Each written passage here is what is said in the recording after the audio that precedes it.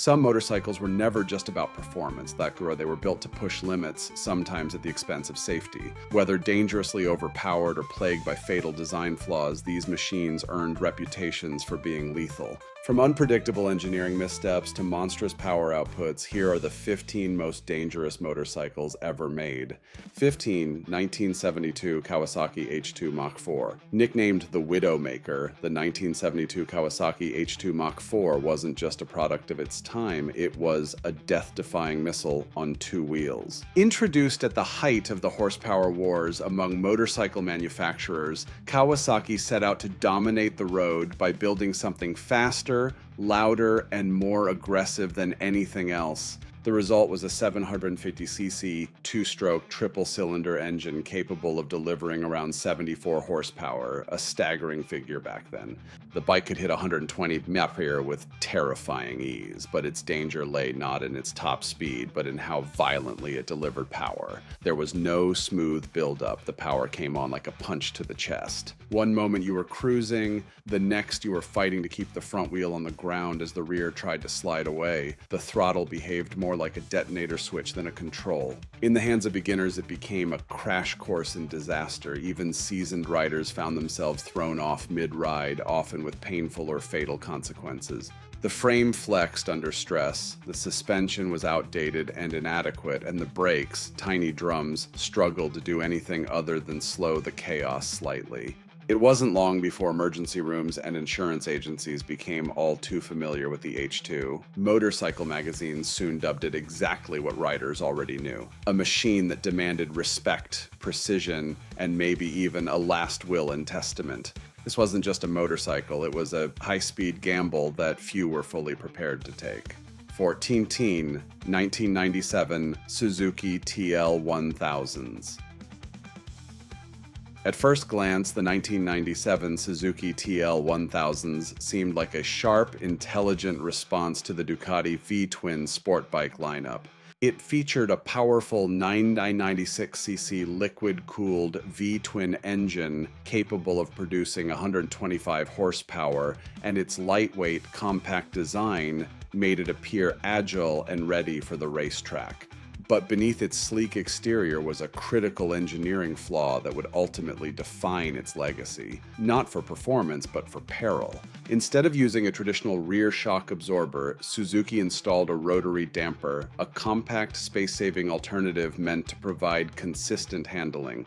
Unfortunately, this component had a fatal flaw. It overheated under stress and rapidly lost its damping efficiency. As a result, the bike's rear end became unstable during aggressive riding, particularly at high speeds or when exiting corners. The instability triggered an extremely dangerous phenomenon known as a tank slapper: violent, uncontrollable oscillations of the handlebars that could throw even experienced riders to the ground in an instant. These sudden and terrifying incidents led to a wave of crashes and injuries. Suzuki eventually issued a recall and retrofitted the bikes with steering dampers in an attempt to calm the handling, but the damage to the TL1000's reputation was already done. What should have been a reliable, thrilling sport bike turned into one of the most unpredictable motorcycles of its era. Riders never knew when the rear would misbehave or when the front would shake itself into chaos. It was a case study in how innovation without reliability can become a recipe for danger. 13. 1971 Suzuki TM400 Cyclone. The 1971 Suzuki TM400 Cyclone wasn't just a motorcycle, it was a two-wheeled landmine disguised as a motocross racer. Born during the surge of off-road racing's popularity, Suzuki aimed to dominate the dirt bike scene with a high-performance machine that could win races. On paper, the TM400 looked promising. It featured a 396C air-cooled, two-stroke, single-cylinder engine that generated around 40 horsepower. That may not sound excessive by today's standards, but its power delivery was brutally unforgiving. Riders compared the throttle to a light switch, completely dead one moment and violently alive the next. When the power kicked in, it hit with a savage jolt, lifting the front wheel and breaking rear wheel traction in a flash. It offered no smooth transition, no margin for error. Unfortunately, the frame and suspension were wholly unprepared to handle such behavior. The steel chassis flexed under pressure, causing stability issues on rough terrain. The suspension bottomed out easily, especially on jumps, and the drum brakes lacked the stopping power needed to keep things under control. The TM400 weighed only about 220 pounds, making it dangerously light relative to its punch. Even skilled racers struggled to tame it, while novice riders often didn't last beyond their first few outings. It quickly became infamous for its unpredictable and unforgiving nature, earning nicknames like the Bone Breaker and the Dirt Widowmaker. More than just a bike, it was a lesson in why power means nothing without control, and how a machine meant for podiums ended up in the ER far too often. 12. 1955 Vincent Black Shadow. In the 1950s, no motorcycle inspired awe and fear quite like the Vincent Black Shadow. Hailed as the world's first superbike, this British masterpiece wasn't just fast for its time, it was dangerously ahead of it. Beneath its dark, imposing exterior lay a 998C air-cooled V-twin engine capable of producing about 55 horsepower, pushing the bike beyond 125 Nm, an astonishing feat in an era when most cars struggled to hit 70. But what truly made the Black Shadow hazardous wasn't just its speed, it was the fact that the rest of the machine was entirely unprepared for it. The frame, though revolutionary for its time, flexed at high speeds, resulting in unpredictable handling. The suspension was rudimentary, doing little to absorb bumps or stabilize the ride. The dual drum brakes, standard at the time, were quickly overwhelmed by the bike's momentum, particularly in emergency situations or on slick roads. Riders often reported twitchy steering and a sense of being on the edge, even during routine rides. Despite its flaws, the Black Shadow became a cult icon, ridden by thrill seekers and even British police officers. But off the record, many riders feared it. Crashes were common, and fatalities weren't rare. The bike's mystique was only heightened by the danger it represented. Power without sufficient restraint. It became a symbol of bold engineering and the consequences of pushing limits too early. Today it's revered as a legend, but one with a legacy steeped in risk and a reminder that speed, when unchecked by control, can turn elegance into peril. 11. 1955 Moto Guzzi V8 5.8. The 1955 Moto Guzzi V8, known as the Otto Cylindri, remains one of the most ambitious and terrifying motorcycles ever built. Created for Grand Prix competition during a golden era of experimental engineering, it was decades ahead of its time. At its heart was an astonishing 500cc liquid-cooled V8 engine, an engineering marvel that produced around 78 horsepower, an incredible figure in the 1950s. It could reach speeds over 170 mph, making it one of the fastest racing motorcycles in existence. But for all its brilliance, it came with enormous risk. The bike's narrow power band meant riders had to maintain high RPMs just to stay competitive. Doing so demanded aggressive throttle control and pinpoint precision, something incredibly hard to achieve with the rudimentary tires, brakes, and suspension of the era.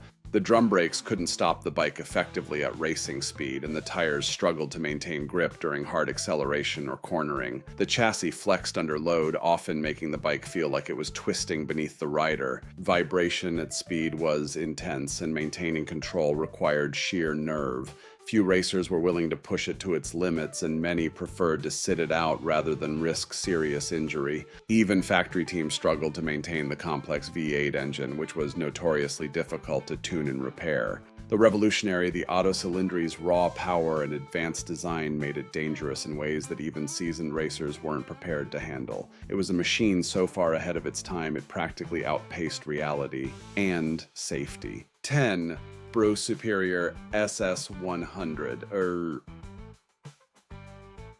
The Brose Superior SS100 was often hailed as the Rolls-Royce of motorcycles, but beneath its polished surface lay a machine that was as unruly as it was elegant. Hand-built in the 1920s and 1930s, each unit was guaranteed by the factory to exceed 100 mAh, a staggering claim for the time. Powered by a 998cc V-twin engine producing around 73 horsepower, the SS100 was a marvel of speed and luxury. But in an era when roads were little more than gravel paths and protective gear was non-existent, this promise of triple-digit performance came at a tremendous cost.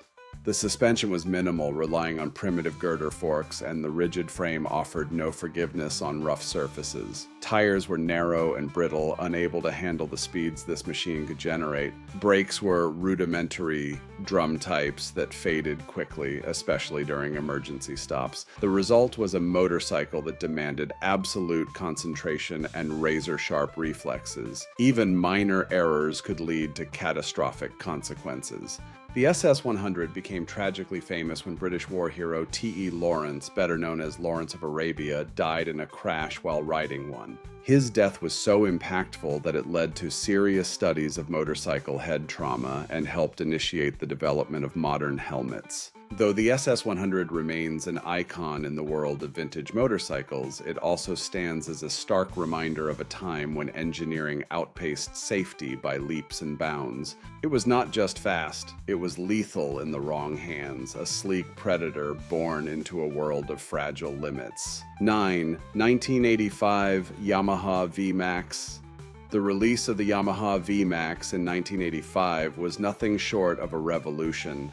Yamaha didn't just challenge the idea of what a cruiser could be, they obliterated it. Powered by a monstrous 1,197cc liquid-cooled V4 engine, the VMAX cranked out an eye-watering 145 horsepower. It wasn't just fast, it was violent. The bike featured Yamaha's infamous V-Boost system, which kicked in around 6,000 RPM, suddenly forcing open intake valves and unleashing a brutal wave of torque.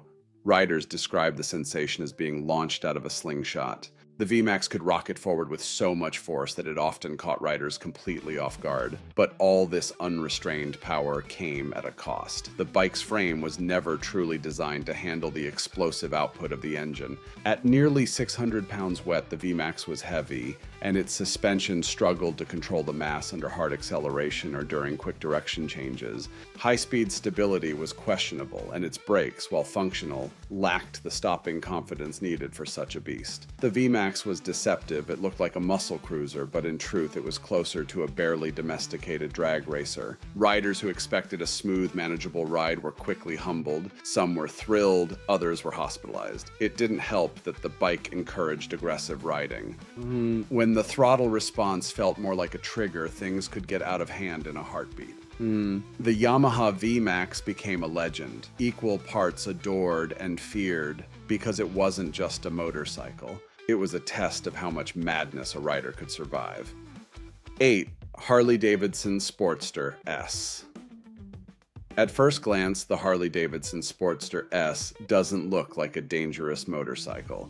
It has sleek lines, a minimalist silhouette, and the classic Harley charm. But underneath its refined exterior lies a machine that can catch even experienced riders off guard. The heart of the Sportster S is a 1,250cc Revolution Max V twin engine, a liquid-cooled powerhouse producing 121 horsepower and 94 lb-ft of torque. That's serious output for any bike, but especially one weighing just over 500 pounds wet. Harley designed the bike with a short wheelbase and stiff suspension to give it a modern performance edge. But those same features make it twitchy and unstable at high speeds or during quick maneuvers. The bike accelerates quickly, but it's not always predictable, particularly for those transitioning from older Harleys or cruisers. The low-slung stance creates the illusion of stability, but once the road gets bumpy or the pace picks up, it can feel loose and unsettled. The braking setup includes a single front disc and one rear, both from Brembo, which sounds adequate on paper, but in practice, the stopping power doesn't always match the engine's fury.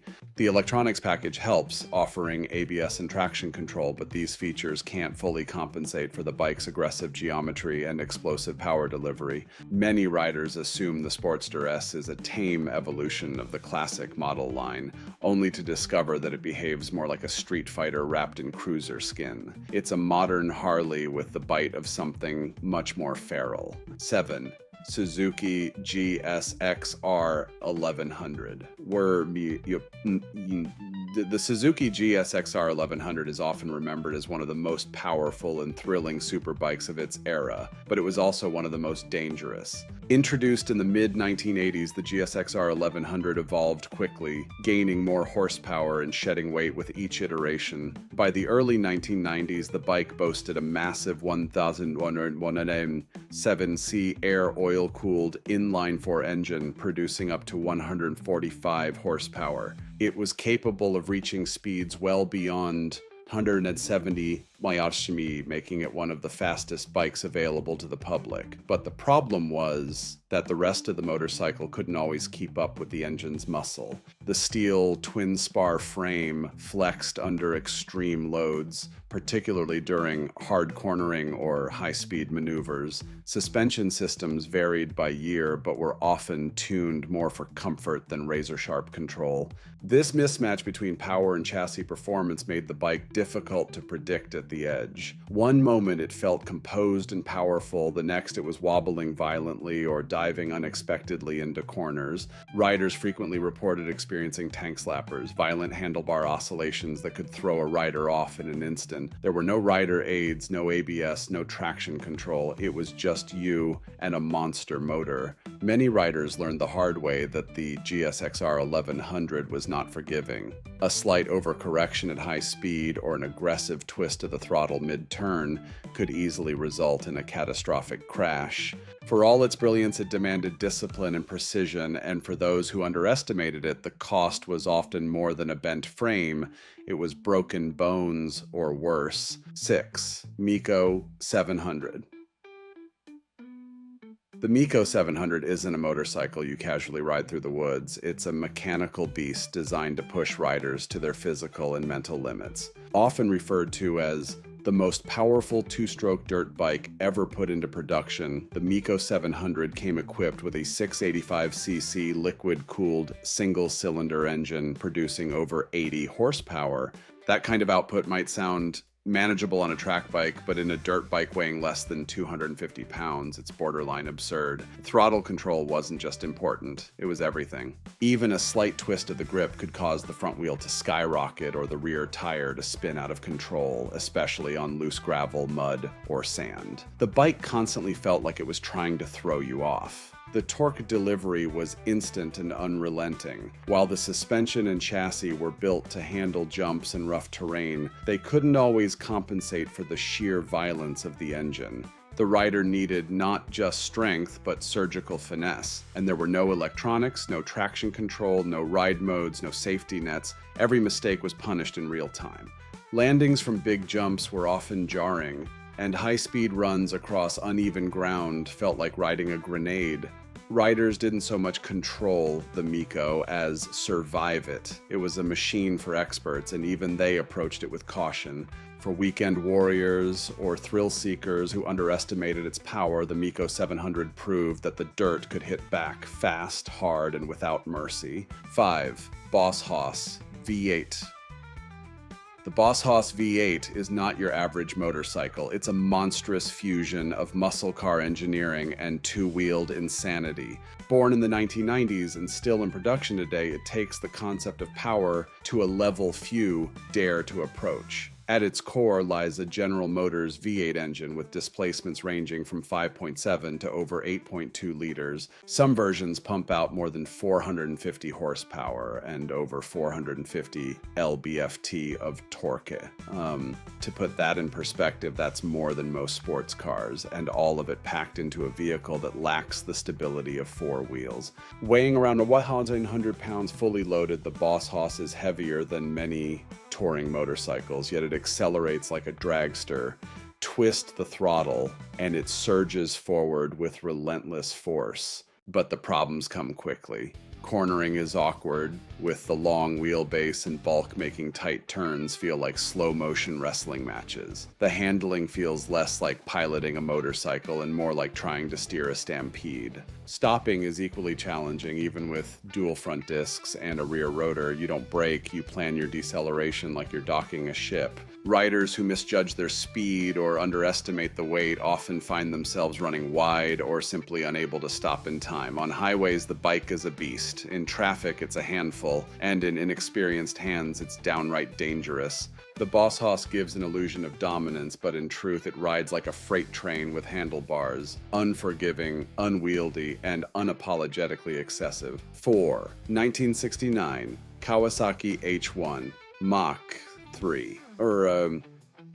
Before Kawasaki terrified riders with the H2, they unleashed the original beast, the 1969 Kawasaki H1 Mach 3. This was the beginning of what would become the Widowmaker legacy. The H1 featured a 499cc air-cooled, two-stroke triple-cylinder engine that produced roughly 60 horsepower, a staggering figure when you consider the bike's dry weight of just 384 pounds. It could rocket from 0 to 60 mph in under 4 seconds, making it one of the quickest motorcycles of its time. But while the straight-line speed was impressive, everything else about the H1 screamed danger. Power delivery was abrupt and unforgiving. There was little mid-range, either the engine was sleepy or it was launching you down the road like a missile. This made throttle control extremely difficult, especially for inexperienced riders. The front end had a tendency to lift off the ground, and the rear often lost traction under hard acceleration. The swing arm flexed under stress, the suspension was outdated, and the drum brakes, though standard at the time, were barely adequate for such aggression. Cornering at speed felt more like gambling than riding.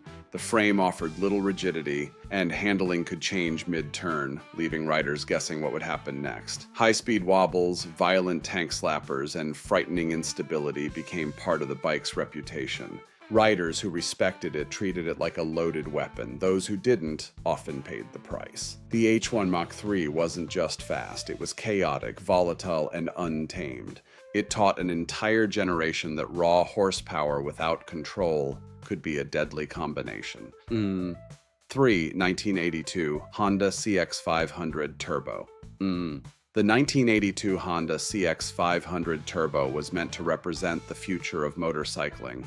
It was Honda's bold leap into turbocharged technology, promising performance and innovation in a futuristic package. At the heart of the bike was a 497c liquid-cooled V-twin engine fitted with a turbocharger that boosted output to around 82 horsepower, roughly 30% more than its naturally aspirated sibling. On paper, it looked like a game-changer. In reality, it was a high-speed experiment with unpredictable results. The primary issue, turbo lag. Riders would twist the throttle, expecting a smooth, linear response, only to be met with a moment of nothing, followed by an explosive surge of power that arrived without warning. This made cornering a nightmare. Mid-turn acceleration often caused abrupt shifts in weight and traction, leading to sudden rear-end slides or oversteer. The bike was also heavy, over 570 pounds wet, and lacked the agility needed to react to quick corrections.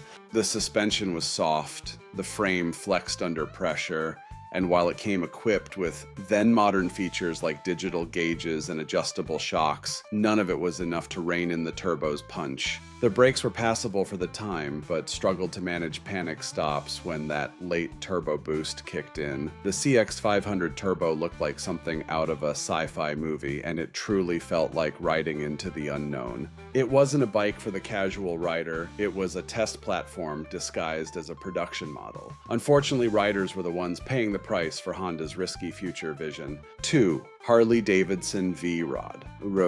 When Harley-Davidson unveiled the V-Rod in the early 2000s, it marked a radical shift from the brand's traditional design philosophy. Created in collaboration with Porsche Engineering, the V-Rod was powered by a 1,100cc liquid-cooled Revolution V-twin engine, a high-revving motor that churned out over 115 horsepower and redlined far higher than any Harley before it. This wasn't just another cruiser, it was Harley's answer to sport performance, but with that leap came danger. Riders familiar with the slow, rumbling torque of classic Harleys found themselves on a bike that revved aggressively and responded like a sport machine, only with the weight and ergonomics of a drag cruiser. The long wheelbase made tight cornering difficult, while the low-slung design caused foot pegs to scrape easily during spirited riding. The combination of stretched geometry and stiff suspension made high-speed turns feel unstable. While it featured dual disc brakes up front, the stopping distance was still lengthy due to the V-Rod's significant mass and momentum. Many new riders were drawn in by the aggressive styling, only to be overwhelmed by its snappy throttle and brute acceleration.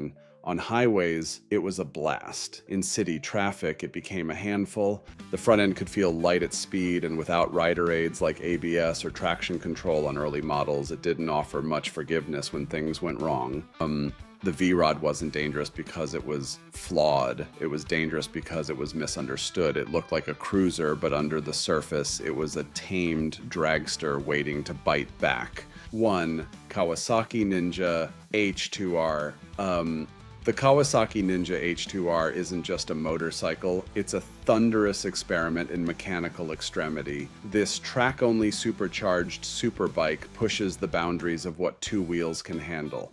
Powered by a 998cc inline-4 engine fitted with a custom centrifugal supercharger, the H2R produces a staggering 310 horsepower, 326 with Ram air effect. Weighing under 480 pounds, it has a power-to-weight ratio that rivals Formula One cars. But the raw numbers tell only part of the story. The H2R doesn't ease into speed, it obliterates it. With a twist of the throttle, the rear tire screams, the front wheel lifts, and the horizon blurs. It's a level of acceleration so intense that even professional riders struggle to keep it in check. To prevent it from taking flight, Kawasaki added carbon fiber winglets for downforce. But even those can't protect against the chaos that erupts above 200 millimeters. At those velocities, even the smallest twitch in the bars or gust of crosswind can turn deadly. Despite state-of-the-art electronics, launch control, traction systems, ABS, the laws of physics remain uncompromising. The brakes are top tier, but stopping from over 240 mph isn't something any rider can casually manage. It's illegal on public roads, not because of emissions or noise, but because it's simply too dangerous. The Ninja H2R is a machine that only the most elite and disciplined riders should ever attempt to command. It's not designed for commuting, cruising, or even traditional racing. It's designed to terrify, impress, and test the very limits of human control, and it does that better than anything else ever built.